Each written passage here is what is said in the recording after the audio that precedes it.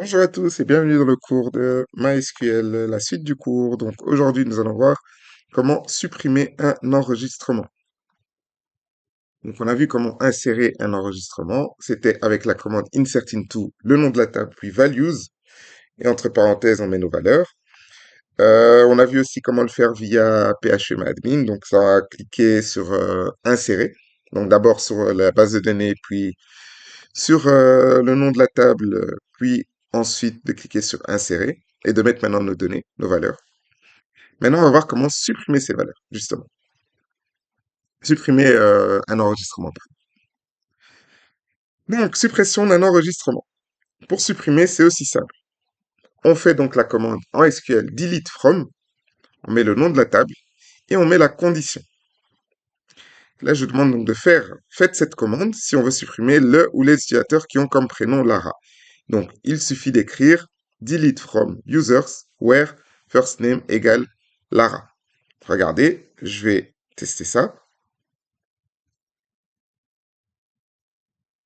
Donc, je suis bien dans ma table user. Je rappelle, vous cliquez sur MySQL, ensuite sur la table user, et vous voyez bien ici, c'est MySQL et la table, c'est bien user. J'ai ici un utilisateur qui s'appelle, je vais changer, hein, je vais ici, j'ai un utilisateur qui s'appelle par exemple Julie Taton. Bah, regardez, qu'est-ce que je vais faire? Je vais cliquer sur éditer, ou pas forcément éditer, pardon. Vous pouvez cliquer sur éditer ou sur SQL plutôt. Et là, je vais faire la commande qui est delete from. Là, vous mettez la table user et vous mettez les conditions. La condition qui veut faire en sorte qu'on supprime. Donc, la condition ici, les conditions en MySQL, donc en SQL, c'est avec le mot-clé where. Donc, en gros, qu'est-ce que ça veut dire en anglais, hein, pour les anglophones, vous avez compris, c'est supprime-moi dans la table user ou, ou quoi. Donc, si je veux supprimer, par exemple, Julie Taton que j'ai dans ma table, je vais mettre ou le prénom, donc ou first name, égale, entre guillemets, attention, toujours, hein, c'est une chaîne de caractères, entre guillemets, Julie. Et si je fais ça, il va me supprimer Julie Taton que j'ai dans ma table. Euh, je retrouve plus le bouton exécuter, il est ici. Donc regardez bien, delete from user where first name est égal à Julie. Je fais exécuter. Il me demande, faut-il vraiment exécuter cela? Et pourquoi il vous demande ça? Parce qu'il faut savoir que la suppression, j'ai déjà dit, est irréversible. Donc si vous faites ça, attention, c'est pas la bonne pratique, hein, mais je vais vous expliquer pourquoi. Je fais ça. Il me dit, voilà, une ligne affectée. Si je clique sur parcourir, vous voyez qu'avant, au numéro 5, j'avais Julie Taton de Louvain. Et maintenant, je n'ai plus Julie Taton. Donc, il m'a bien supprimé un enregistrement, donc un utilisateur. Premier problème à la commande que j'ai utilisée, c'est si vous avez une grosse table, une grosse base de données, donc avec une table utilisateur qui a plus de 1000 utilisateurs, il se peut que vous pouvez trouver deux utilisateurs qui ont le même prénom, voire 10 qui ont le même prénom. Par exemple, Julie, il peut y en avoir 10. Si vous avez une table de 1 million d'utilisateurs, vous pouvez trouver par exemple 10 Julie, 5 Marc, euh, 10 Mohamed, 50 Sarah, j'en sais rien. Vous voyez, vous pouvez retrouver autant de nombres de prénoms qu'il existe dans une même table. Eh bien ici, bien entendu, vous ne pourrez pas faire la fameuse commande delete from users where, imaginons j'ai 50 Sarah, et je mets first name égale Sarah. Oups, Sarah. Mais si vous faites ça, il faut savoir qu'il va supprimer toutes les Sarah de la table. Toutes les Sarah. Donc les 50, imaginons j'en ai 50, il va supprimer les 50 Sarah de la table. Alors que vous voulez en supprimer qu'une seule. Et puis certains me diront, oui, mais alors, il suffit de faire quoi? On peut faire quelque chose comme ça, hein. Donc là, je vous spoil déjà un peu de la suite. Mais on peut faire genre first name égale Sarah et last name, par exemple, je vais mettre une Sarah, Sarah temps de crédit. Sarah temps de crédit. Donc là, vous allez vous dire, oui, mais voilà, donc là, maintenant, j'ai ciblé, j'ai demandé la Sarah qui a comme nom de famille temps de crédit. Mais vous savez qu'il est possible dans le monde d'avoir une personne qui a le même prénom et le même nom de famille, écrit de la même manière. Donc, si vous faites ça, il se peut que, imaginons, j'ai 1 million d'utilisateurs, il y a une possibilité que j'ai potentiellement peut-être deux Sarah Tancredi dans ma table. Donc, ça, ce n'est pas la bonne pratique. Même si on cible comme ça, il peut toujours avoir le risque que oui, il y a une personne qui s'appelle aussi Sarah Tancredi, donc il y en a deux, voire trois, etc., etc. Donc, pour éviter cela, généralement, quand vous allez faire un delete from user where, donc où, et que vous voulez supprimer une seule personne et uniquement une seule personne précise, bah, il y a quelque chose qui identifie les personnes. Et c'est quoi, justement? C'est le fameux ID user. Donc là, vous allez mettre plutôt ID user. Et là, imaginons vous avez 50 Sarah. Vous prenez la Sarah qui a comme ID 459. Vous mettez juste où son ID est égal à 459. Et ça va supprimer la Sarah précise, là, celle que vous voulez supprimer, qui a l'ID 459. Et il n'y aura pas d'ambiguïté parce que un ID est unique. Chaque Sarah, même s'il y en a 50 qui s'appellent Sarah, chaque Sarah a un ID unique. Donc, si je fais supprimer cet ID-là, ça supprime la bonne Sarah, celle que je veux supprimer. Bien entendu, ici, si j'exécute ce code, ça va pas fonctionner. Donc, il me dit ici que 0 lignes ont été affectées, donc il n'a pas pu trouver l'utilisateur 459. Donc, bien entendu, ça n'a rien supprimé. Mais vous avez compris le principe. C'est mieux d'utiliser pour, si vous voulez supprimer, par exemple, je vais supprimer Lara Croft, et que je me dis, oui, il y a peut-être 50 Lara Croft, allez, il y a peut-être 10 Lara Croft, 10 Lara, pardon, dans ma table de 1 million d'utilisateurs, bah, si je veux supprimer celle-là qui a l'ID 3, je mets tout simplement delete from user where ID user est égal à 3. Et là, ça supprimera bien celle-ci. Vous pouvez utiliser aussi, bien entendu, imaginons, j'en sais pas, hein, ça c'est un exemple un peu bizarre, mais imaginons vous voulez supprimer toutes les personnes de Bruxelles, bah vous pouvez faire quelque chose comme ça, hein. Vous supprimez tous les utilisateurs de Bruxelles dans votre table, je sais pas pour quelle raison, mais imaginons, bah vous pouvez faire quelque chose comme ça. Donc, where City égale Bruxelles. Et là, il va supprimer, si vous en avez 100 dans votre table, il va supprimer 100 personnes, toutes celles qui sont comme ville, qui ont comme ville Bruxelles. Il va les supprimer. Attention, irréversible. Je le redis encore, une fois que c'est supprimé. Donc, imaginons que vous avez une table de 1000 utilisateurs et qu'il y a 150 personnes de Bruxelles. Vous supprimez de cette manière-là. Il va supprimer donc 150 utilisateurs irréversibles, donc irrécupérables. Pas moyen de récupérer. Si vous voulez récupérer ces 150 utilisateurs, il faudra les retaper manuellement. Donc, vous voyez, faites toujours attention quand vous utilisez des delete et aussi update parce que ça modifie les utilisateurs. Donc, voilà comment fonctionne le delete. Attention, donc je dis, ah oui, j'ai pas parlé d'une commande, mais la fameuse commande delete sans mettre de condition ici, il va me supprimer tous les utilisateurs. Donc, c'est encore pire que celle d'avant, hein.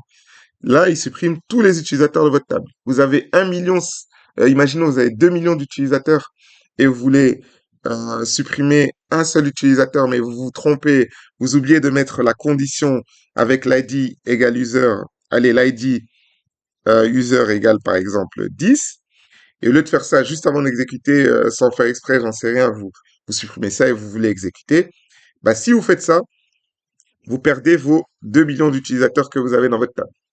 Irréversible aussi. C'est pour ça que les backups sont très importants dans, dans tout ce qui est base de données, donc d'avoir des sauvegardes.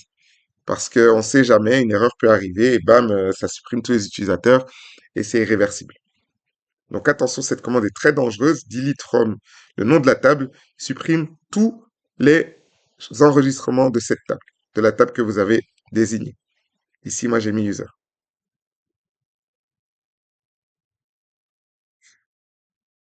Donc ici, j'ai indiqué une condition pour pouvoir supprimer. On peut choisir la condition qu'on veut. Donc c'était par rapport à cette condition que j'ai mis where first name est égal à Lara. Mais je vous ai dit que c'est pas vraiment le bon plan. Parce que si vous avez plusieurs Lara, ça supprime tout le monde. Mais retenez plutôt la manière de faire, donc la structure. C'est delete from, le nom de la table, where, et là vous mettez la condition que vous souhaitez. Et j'explique ici que si on a par exemple 10 utilisateurs qui ont comme city Bruxelles, et qu'on veut supprimer juste 4 utilisateurs ayant cette ville, on rajoutera après la condition d'une limite Donc, la condition, une limite 4. Donc, ça, vous pouvez faire aussi. Donc, on met delete from users, where city est égal à Bruxelles. Imaginons, j'en ai 50. J'ai 50 Bruxellois.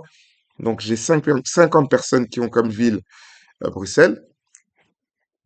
Bah, en fait, je peux dire, oui, voilà, tu me supprimes juste 4 personnes de Bruxelles. Attention, il va commencer par les premières. Donc, delete from user where city est égal à Bruxelles, limite 4. Il va me supprimer donc 4 personnes, parce qu'on a mis une limite, de Bruxelles. Et il va les prendre dans l'ordre, en commençant par le premier auquel il tombe. Donc, il va prendre les 4 premiers utilisateurs bruxellois, il va les supprimer. Donc, le limite sert à limiter la casse, justement. Ensuite, on utilise donc le limite comme une sécurité, au cas où on se trompe dans la requête et que ça supprime définitivement des données. On peut aussi utiliser plusieurs conditions en rajoutant donc or ou and. Et ça, je vous ai montré, hein. Je vous ai montré quand je voulais supprimer la fameuse Sarah Tancredi. Donc, pour préciser que je veux supprimer cette personne, mais que je vous ai dit que c'est pas le bon plan non plus, parce que imaginons que vous avez une table énorme avec des millions d'utilisateurs, vous pouvez potentiellement avoir des utilisateurs qui ont le même prénom et le même nom, et même habitant dans la même ville, etc., etc. Donc ici, qu'est-ce que je fais? J'ai utilisé un or. Donc delete from user where city est égal à Bruxelles.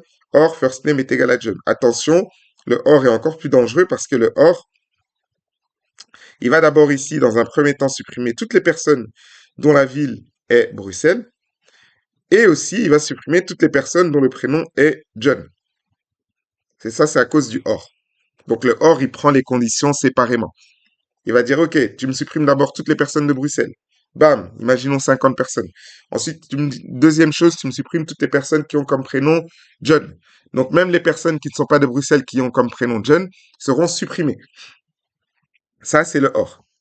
Qu'avec le and, avec le and donc pour et, avec le and, il faut que les deux conditions soient réunies. Donc si je faisais city égale Bruxelles and first name égale John, il m'aurait supprimé donc les John de Bruxelles ou les Bruxellois qui s'appellent John, bien entendu. On y reviendra plus tard pour tout ce qui est des conditions. Ne vous inquiétez pas. Mais ici, c'est juste pour montrer que c'est possible.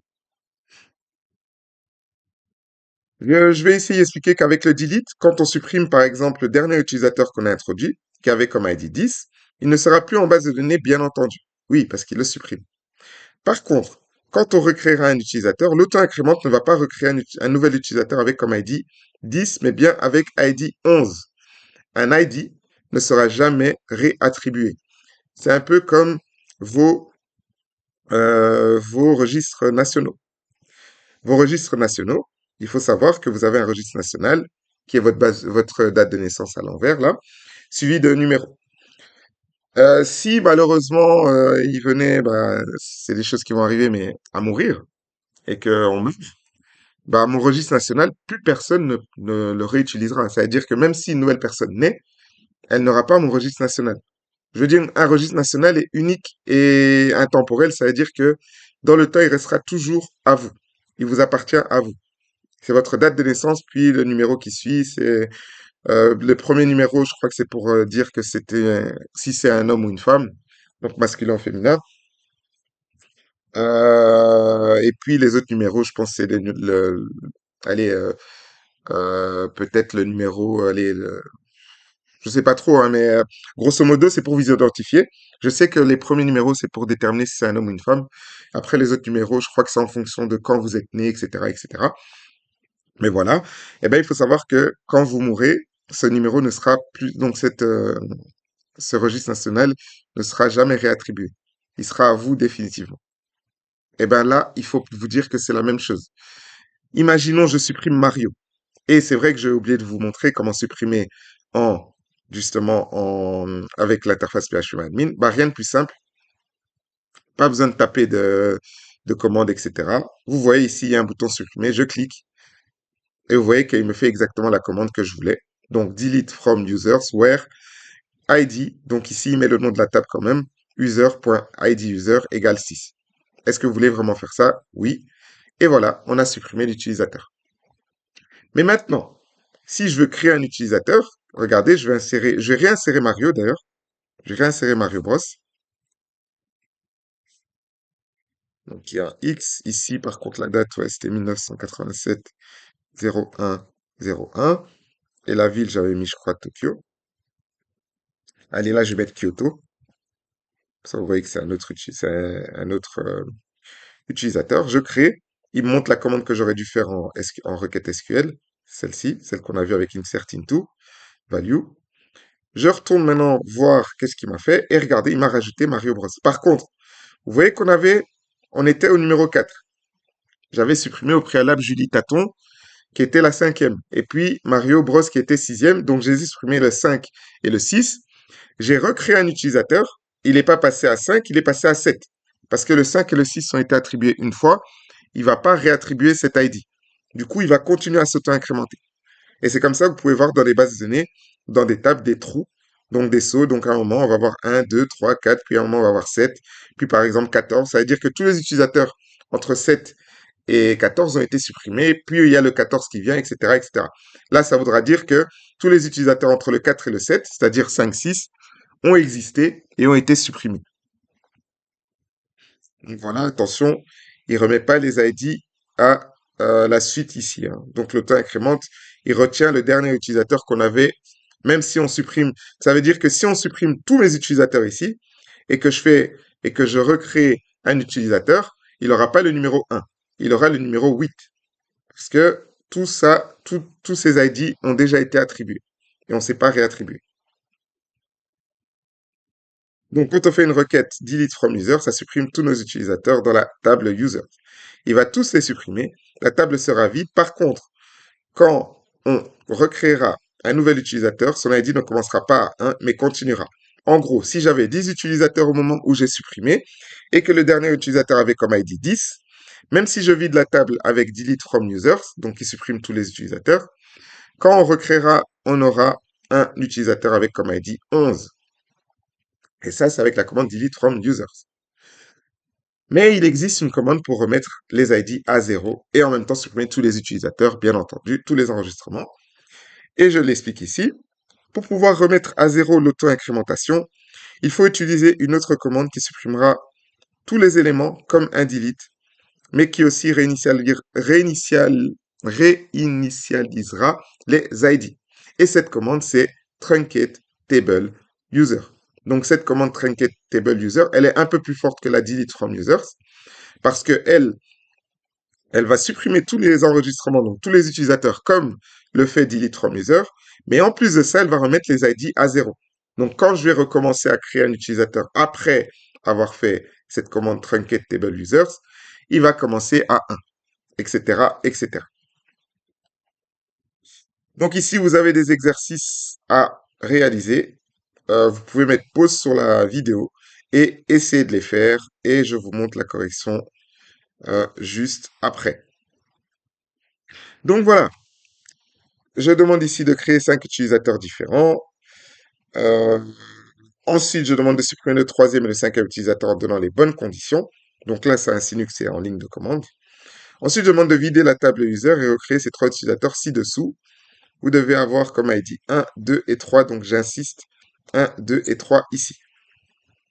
Donc je vais faire ces exercices. Je vais d'abord regarder est-ce que j'ai bien 5 utilisateurs différents.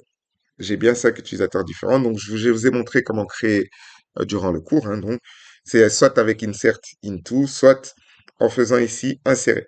Donc vous créez donc 5 utilisateurs différents.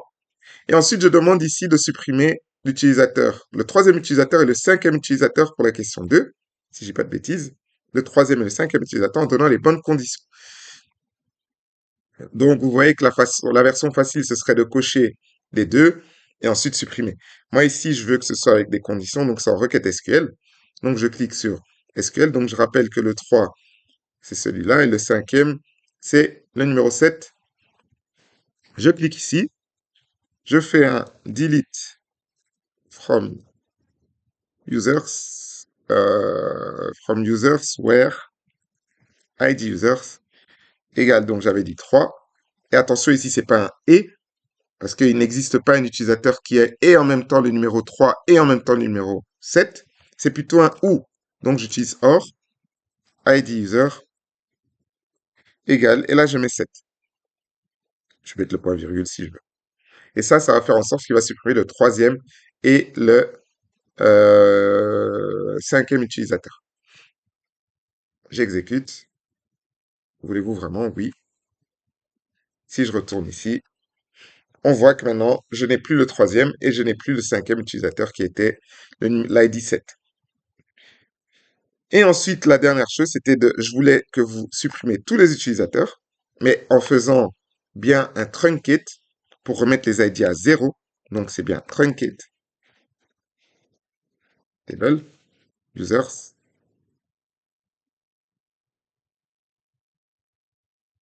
exécuter. Il me demande est-ce que je veux vraiment faire ça parce que c'est réversible? Oui. J'ai supprimé tous mes utilisateurs.